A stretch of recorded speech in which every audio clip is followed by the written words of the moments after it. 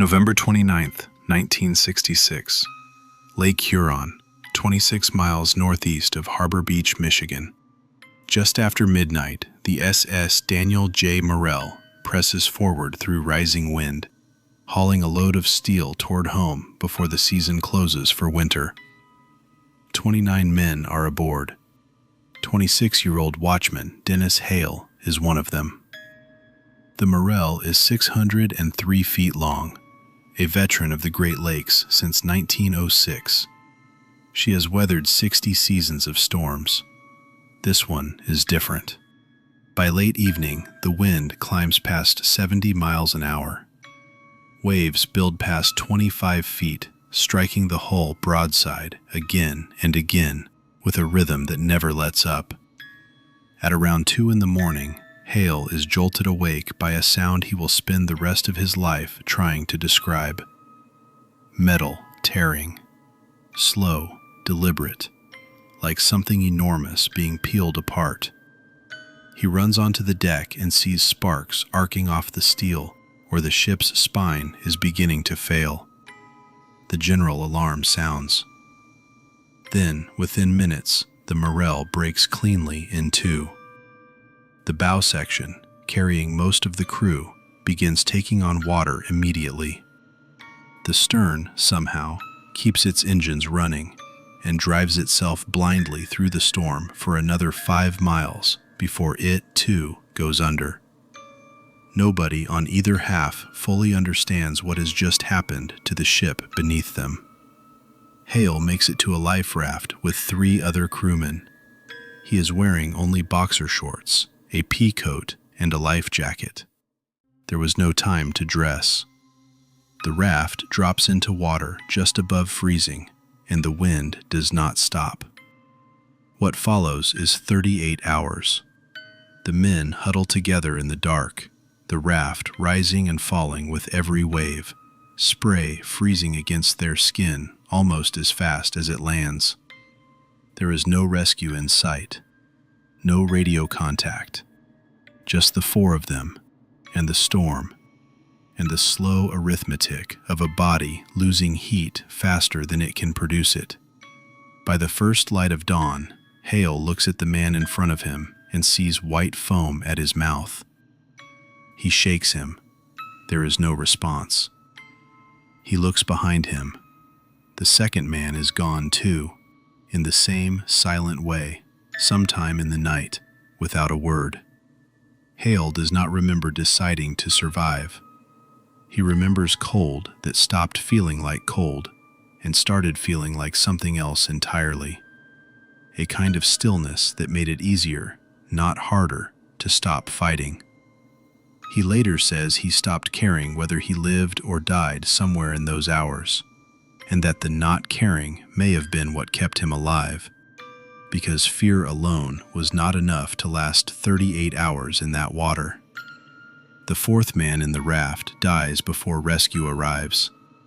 Hale is the only one left breathing when a helicopter finally spots the raft, late in the afternoon of November 30th, adrift, nearly invisible against the gray water. He is taken to Harbor Beach Community Hospital, suffering from severe hypothermia and dehydration. His condition is bad enough that a priest is brought in to administer last rites before doctors are certain he will make it through the night. He does. Doctors treating him say afterward that they cannot fully explain how a man in his condition, dressed the way he was, survived that long in that water. Of the 29 men aboard the Daniel J. Morrell, 28 are dead. Dennis Hale is the only one who comes home. The wreck itself is found split into 2 pieces on the floor of Lake Huron, each half resting upright in roughly 200 feet of water, in what is now known as the Thumb Underwater Preserve. Investigators piece together what they can from the wreckage and from Hale's own account, but no one still living was aboard either half of the ship in its final minutes to say exactly what it felt like when the hull gave way. Hale does not speak publicly about that night for 25 years. The details stay locked away, not from secrecy, but because putting them into words seems, for a long time, impossible. He carries what today would likely be diagnosed as post-traumatic stress, though at the time there is little language and even less support for what he is carrying. It takes therapy and time and the slow trust of people close to him before he is able to say any of it out loud. In 1996, 30 years after the wreck, Hale finally publishes his account, a memoir called Shipwrecked: Reflections of the Sole Survivor. He dedicates it to the 28 men who did not make it off the raft, off the bow section, off the stern that drove itself blind through the storm for 5 more miles before it, too, disappeared beneath Lake Huron. In the years that follow, Hale speaks at maritime history events across the Great Lakes, filling rooms with people who want to hear, in his own voice, what those 38 hours were like.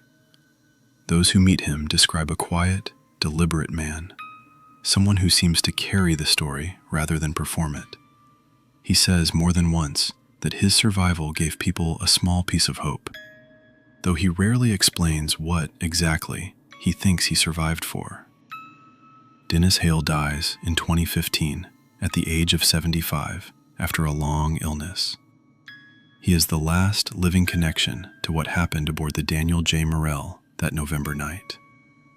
The wreck remains where it settled, split in half beneath 200 feet of water, a preserved dive site that historians and researchers continue to study.